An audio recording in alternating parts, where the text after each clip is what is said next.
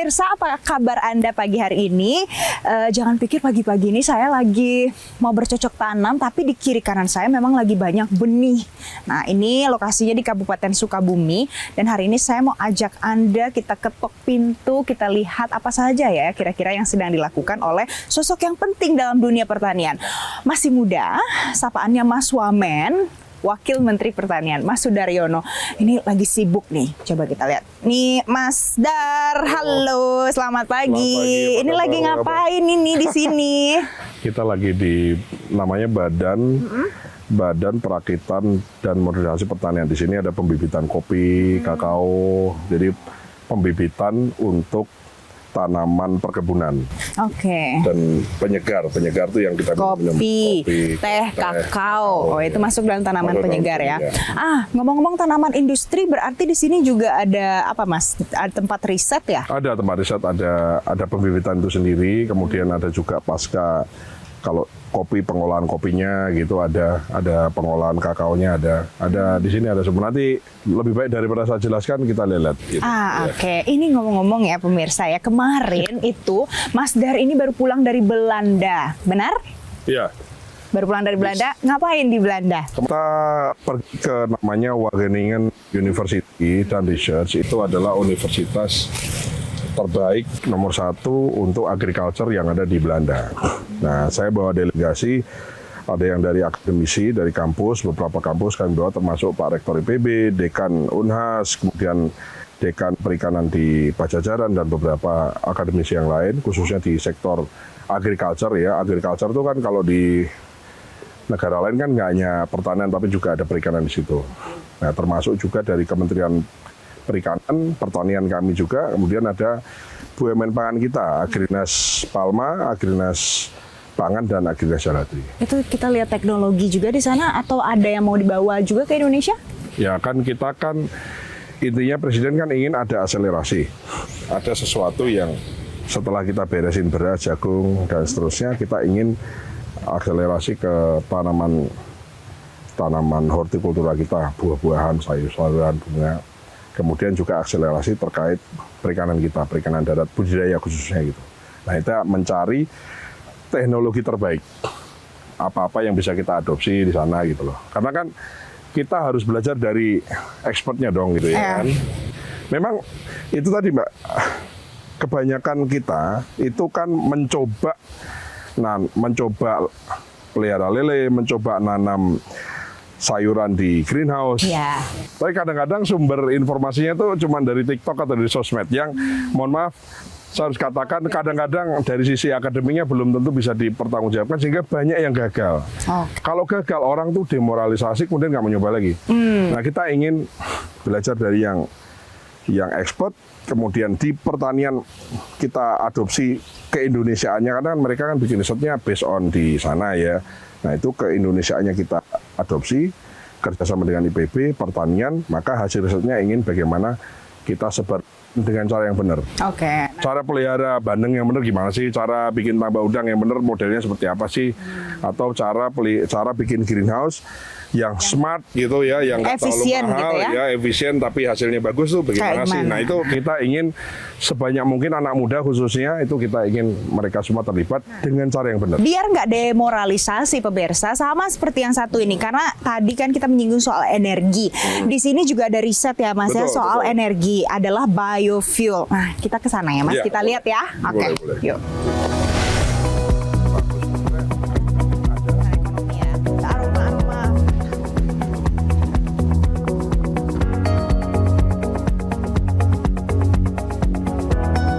Nah, sesuai janji ya pemirsa, ini adalah tempat untuk melakukan pengolahan dan penjernihan. Yang tadinya bahan bakunya Mas ada macam-macam ya Mas ya? Jenisnya mulai dari ada biodiesel, ada bioetanol. Dua-duanya namanya biofuel. Nah, kalau biodiesel itu sumbernya asam lemak, itu dapat dari sawit. Nah, bioetanol itu dapatnya dari molasses, dari tebu. Pati ya? Dari situ. Nah, jadi pemirsa, ini adalah tempat di mana dilakukan penjernihan, ada pengolahan, dan ini ada di Indonesia. Mungkin untuk orang yang belum pernah tahu sebelumnya ya Mas ya, tapi kita berpotensi, berkapasitas untuk membuat ini Artinya gini, fasilitas ini itu sudah ada banyak di titik di Indonesia. Itulah kenapa kita sudah pakai B35 sekarang. Artinya dari 1 liter 35%-nya itu berasal dari minyak sawit. Yang alat ini kurang lebih sama itu dimiliki oleh banyak pengusaha. Fasilitas plan-nya ini. Oke. Nah, kemudian pemerintah memutuskan untuk B-nya makin naik. Nah, kalau B35, B40 tahun ini, sekarang ini kita lagi proses ke B40, artinya 40% dari 1 liter biodiesel kita itu dari minyak sawit, dari CPO. Nah, nanti B50 di akhir tahun, di awal tahun 2026, dan seterusnya. Ya. Artinya, kan orang tanya, loh, kenapa nggak langsung aja? Karena ini kan mesti dibangun, pabriknya mesti dibangun, kan? Artinya kalau makin naik volume persentase biodieselnya, itu kan artinya pabriknya kan makin harus ditambah, kapasitas pabriknya ditambah atau pabrik baru harus dibikin gitu. Nah, sehingga butuh proses untuk supaya secara bertahap kita naikkan. Kalau CPO ini kan menjadi bahan baku untuk biofuel, juga ada alokasinya untuk keperluan lain kan ya Mas ya? Betul. Kan lebih besar memang untuk pangan. Untuk pangan. Kalau kita kan ada untuk minyak goreng di kita, sisanya kita ekspor. Dan kita adalah produsen minyak sawit terbesar di dunia anyway, ya kan? Betul. Nah, ini adalah reaktornya ya, Mas. Ini adalah kapasitas untuk 1 BRMP ini ya, Mas. Nah, kalau targetnya, Mas, target paling realistis dan terdekat dari Prabowo Subianto apa? Gini, visi beliau itu, visi besarnya adalah kita negara pulau, luas lahan kita besar, kita negara tropis. Maka comparative advantage kita adalah agriculture. Ditambah kita itu selain tanah kita subur dan matahari ada sepanjang tahun, ternyata kandungan alam di bawah tanah kita itu juga kaya akan mineral, kaya akan migas. Nah, keinginan beliau adalah bagaimana hilirisasi yang sudah dicanangkan dan sudah dibangun dan sudah dilaksanakan oleh Pak Jokowi diteruskan oleh Pak Prabowo untuk swasembada pangan, which is yang sudah kita kerjakan. Kita tidak impor lagi beberapa komoditas pangan kita, dan juga swasembada energi. Nah, swasembada energi dari mana? Dari sumber daya alam kita. Kalau fuel berarti berbasis tanaman, yang tanaman itu membutuhkan tanah dan matahari, which is kita punya. Dan juga sawit, kita adalah produsen sawit terbesar di dunia. Dan ada juga yang pati, molasses, macam-macam ya. Betul. Nah, kemudian ada ketahanan energi kita dari misalnya baterai. Makanya kita ingin hilirisasi dari produk mineral kita, nikel, boksit dan seterusnya, supaya baterai itu juga menjadi satu solusi. Ya, jadi nggak cuma ini jadi gitu ya. Kita nggak mengandalkan fosil. Lagi di masa yang akan datang. Mas, tempat seperti ini untuk melakukan pengelolaan ini, apakah nanti akan ada lagi selanjutnya, mau dibikin lagi di mana, di tempat lain gitu? Kan ini intinya badan ini kan riset. Kita memberikan alat modeling dalam bentuk riset, sehingga hasil risetnya itu bisa di-copy, diterapkan, di-applied oleh siapapun itu, khususnya baik BUMN maupun swasta. Intinya kan gitu. Kita menyediakan semacam modeling. Jadi pemerintah itu lebih ke arah modeling biofuel, kemudian modeling pengelolaan greenhouse, modeling pengelolaan perikanan budidaya. Jadi bikin model yang benar sesuai dengan riset-riset, kemudian model itu bagaimana di-applied di masyarakat. Nah, ini penting karena mungkin selama ini banyak orang yang belum tahu. Ini adalah yang dilakukan salah satunya, pemirsa. Kalau ini adalah bicara soal biofuel, nah ada lagi yang lain gitu ya, Mas ya. Mulai dari tadi ada greenhouse, terus apa lagi tadi? Misalnya budidaya kakao yang benar, budidaya kopi yang benar, budidaya padi yang benar, budidaya tadi greenhouse itu kan nanti macam-macam, ada yang sayuran, ada yang buah-buahan, ada yang bunga kan gitu ya. Kita kan juga ada tuh. Kita kan produsen terbaik juga, salah satu bunga anggrek itu. Bunga anggrek. Itu juga ada perlakuan juga gitu. Itu satu industri juga loh, Mbak. Nah, ini kalau yang satu ini, pemirsa, saya mau ajak Anda juga kita lihat kalau di sini tidak hanya soal riset aja ya, Mas ya. Ini juga ada satu yang ternyata sudah terbukti, sudah bisa diimplementasikan. Ini, Mas, biodiesel B100 road test. Jadi tes bisa? Bisa. Jadi maksudnya kita ingin membuktikan bahwa kalau B-nya ini makin lama makin naik, di ujungnya kan B100. Bisa nggak sih sebetulnya B100? Artinya minyaknya itu betul-betul semua dari nabati, dari sawit. Ternyata bisa. Nah, kan ternyata bisa. Jadi bisa move on sebenarnya Bisa dari move on. fossil Ini, fuel. kalau ditanya, terus kenapa nggak segera? Ya ada pertimbangan ekonomi, ya ada pertimbangan, ini kan harus di-switch antara pangan sama energi. Kemudian kalau B-nya makin naik, maka kan berarti kita tidak mau mengambil porsi pangan. Mau tidak mau, misalnya industri sawit kita, itu produktivitasnya harus naik, yield per hektarnya harus naik, dengan seed yang baik, dengan perlakuan yang baik, pupuk yang baik, karena kita ingin bagaimana porsi pangan itu tidak diambil. Karena kan orang butuh makan dulu sebelum bahan bakar kan. Nah, jadi satu tantangan ke depan kita adalah dikonversi ke bahan bakar itu tentu kita tidak ingin mengurangi jatah untuk pangan. Baik pangan yang kita konsumsi dalam negeri maupun penyediaan pangan untuk yang diekspor. Nah, ada mungkin yang nanya nih Mas, kalau misalnya pakai nih ya B100 di mobil saya nanti, kira-kira rusak gak ya mobilnya? Kan selama ini pakai fossil fuel. So far sih oke ya. So far nggak ada masalah. Artinya secara pembakaran di dalam mesinnya nggak ada masalah. Hanya mungkin karena mesin dari mobil yang kita pakai sekarang ini itu desainnya adalah untuk fosil, maka ada sedikit misalnya perlu saringan khusus saja supaya tapi dalam satu blok mesin untuk pembakarannya dalam piston dan lain-lain itu so far dari hasil yang sudah kita lakukan tidak ada masalah. Oke, hanya jadi perlu gitu. tambahan itu tadi penyesuaian sedikit aja. Nah, ini Mas, tadi kita udah bicara ya pemirsa, mulai dari soal apa saja yang dilakukan di sini, kemudian apa inovasi-inovasinya. Mungkin Anda masih penasaran. Jadi kalau sudah menjabat sebagai Wakil Menteri Pertanian, walaupun di Jokowi kan di ujungnya nih ya.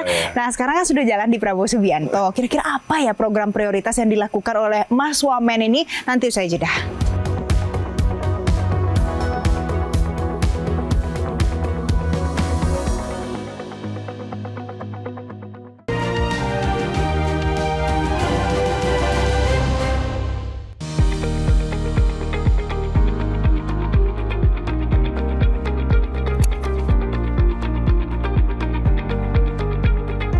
Nah, pemirsa, Anda masih bersama kami, masih di Ketok Pintu. Saya masih bersama Wakil Menteri Pertanian, Mas Dar. Nah, ini kalau kita lihat ya, di kiri kanan saya itu bagus ya, Mas Dar ya. Ini adalah salah satu tempat perbenihan.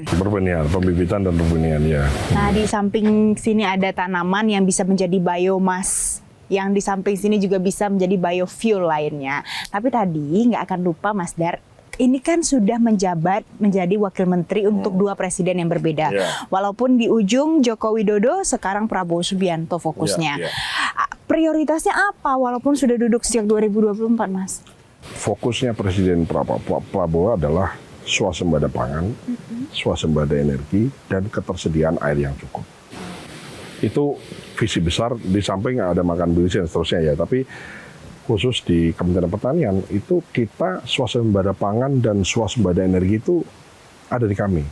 Nah, menarik pemirsa, karena bicara soal swasembada pangan yang terkini itu Bulog penyerapannya gabah setara beras bisa sampai 2 juta ton. Bahkan ada yang memberikan predikat ini adalah produksi beras terbesar sepanjang sejarah Republik Indonesia. Memang data penyerapan berasnya paling besar sepanjang sejarah, dan gudang Bulog itu penuh dengan beras paling banyak ya sekarang ini. Paling banyak sekarang ini, oke. Kita di gudang Bulog sekarang udah lebih dari 3,5 juta ton beras disimpan. Sedikit lagi 4 juta. Sebentar lagi 4 juta.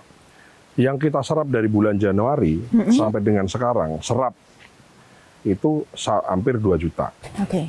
Ya. Nah, yang membedakan adalah tahun-tahun sebelumnya Bulog itu belinya beras. Beli beras masukin gudang. Sekarang nggak, Presiden bilang nggak, saya mau Bulog belinya gabah. Nah, orang nanya kenapa? Karena pertimbangannya Pak Presiden adalah kalau beli beras itu berarti Bulog ketemu dengan pengusaha penggilingan, ketemu dengan pengusaha, tidak ketemu dengan petani. Karena petani tidak punya alat penggilingan gabah jadi berasnya. Tapi kalau Bulog beli gabah, artinya negara, Bulog sebagai armsnya negara ketemu sama petani. Memastikan harga 6.500 dibeli betul 6.500 oleh memastikan bahwa harganya dilakukan atau dikerjakan atau dibeli dengan harga yang benar. Oke, jadi saya baru tahu loh ini adalah perubahan fundamental. Kalau sebelumnya membelinya beras tidak ketemu Sekarang dengan gabah. petani. Tapi kalau belinya gabah pemirsa berarti akan bertemu langsung dengan petani. Sudah ketemu kan? Oh, oke. Nah, ada lagi Mas. Apa? Kalau seandainya penyerapannya begitu besar dan ini adalah yang terbesar sepanjang sejarah Republik ini, bagaimana dengan stok gudang, kapasitas gudang Bulog? Apakah nanti harus bertambah atau gimana? Iya. Sekarang ini Mbak, semua gudang Bulog sudah penuh. Nah, terus, wah kalau penuh gimana dong? Kita sewa gudang bukan punya Bulog. Oke. Terus udah kita sewa, masih penuh bagaimana? Ada namanya filial. Filial itu kita karena Bulog beli gabah, digiling kepada penggilingan padi, menjadi beras, terus kita nyimpen di tempat dia. Itu namanya filial. Filial. Jadi sudah punya Bulog, sewa, filial. Kalau masih kurang, nah ini sekarang kita mesti prediksi kan, karena udah penuh nih. Ini kan panen terus ya kan, namanya nanam panen itu kan sepanjang tahun ada. Nah, kita lagi juga mempersiapkan sebetulnya dalam periodik waktu sekian bulan ini kita butuh gudang di mana, berapa, Ya. nah available dengan yang existing apa enggak, kalau enggak kita bangun baru. Jadi ada opsi untuk Ada membangun opsi baru ya? Karena kan gini, tahun ini kita panen nih sampai Desember. Tahun depan kan kita panen lagi. Nah, jadi pasti kepake gudangnya. Pasti kepake. Pakai sepak. Jadi kalau bangun sekarang pun, dan sekarang kita bangun, pasti kepake. Oke. Dan Anda juga punya posisi sebagai ketua Dewas Bulog ya Mas ya? Iya. Nah, ngomong-ngomong soal kita WAS. memastikan dong beres semua dong ya kan. Nah, apa Mas? Jadi setelah kamu duduk di sana, apa yang ditemukan?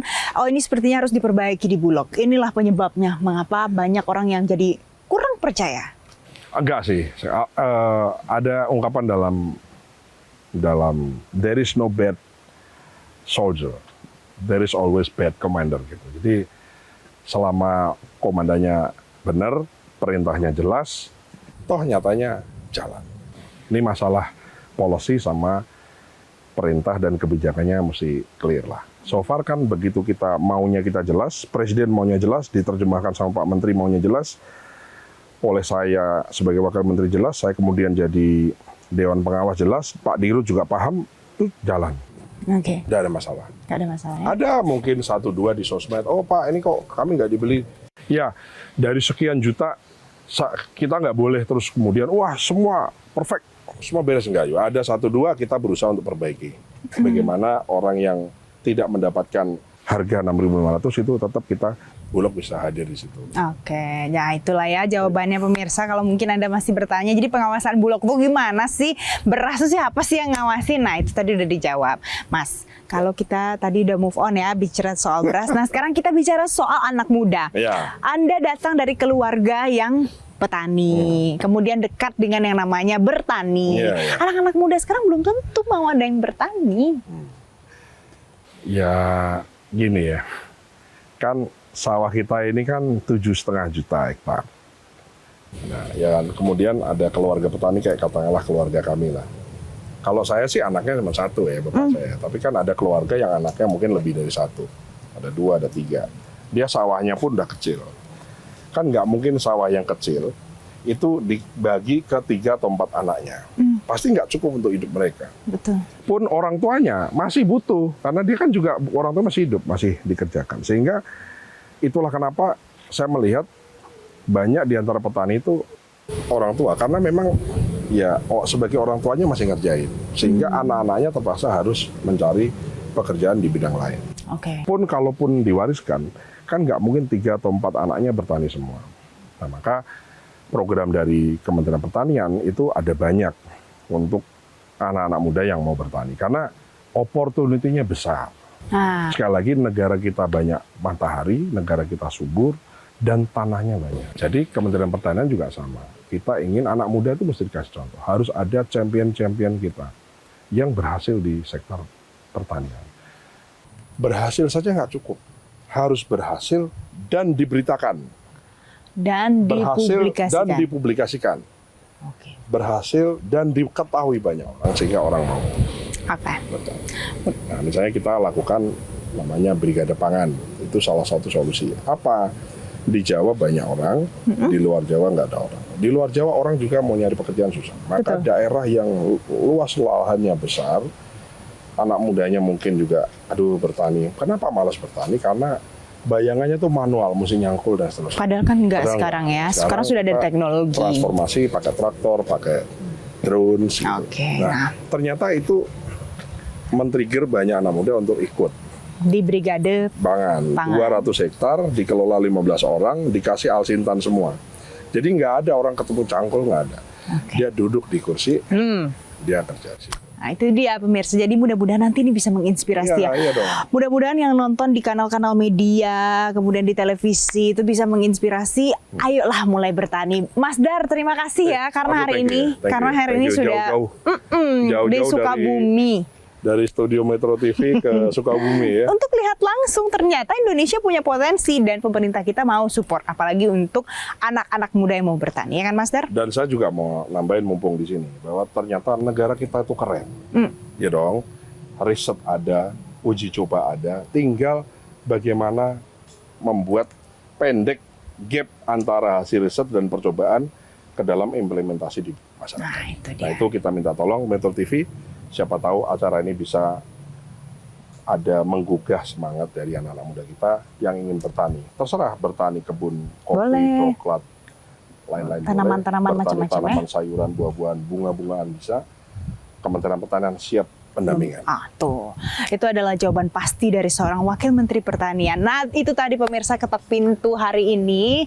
Ketok pintu bagaimana keseharian seorang Wakil Menteri. Nanti kami akan kembali lagi untuk Anda. Terima kasih. Sampai jumpa. Terima kasih.